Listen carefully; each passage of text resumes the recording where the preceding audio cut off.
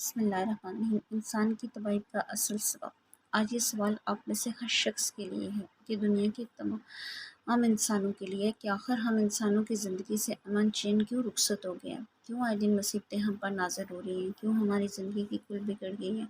قومیں قوموں سے ٹکرا رہی ہیں، ملک ملک میں کھینچا نکل رہے ہیں، آدمی آدمی کے لیے بیڑیا بنا ہوا ہے، لاکھوں انسان لڑائیوں میں برباد ہو رہے ہیں، کروڑوں اور اربوں کارخانے تباہ ہو گئے، بستیوں کی بستیاں اجڑ گئیں، طاقتور کمزور کو کھائے جاتے ہیں، حکومت میں ظلم ہے، عدالتوں میں ناانصافی ہے، دولت میں خیانت ہے، اقتدار میں غرور ہے، دوستی میں بے وفائی ہے، امانت میں خیانت ہے، انسان پر سے انسان کا اعتماد اٹھ گیا ہے،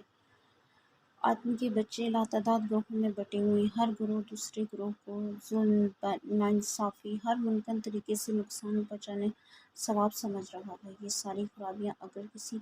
وجہ سے ہے تو آخر وہ وجہ کیا ہے؟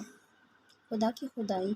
میں اور جس طرح ہم دیکھتے ہیں امن ہی امن نظر آتا ہے، پانی میں امن، درختوں جانوروں میں امن، تمام مخلوق کا انتظام پورے امن کے ساتھ چل رہا ہے،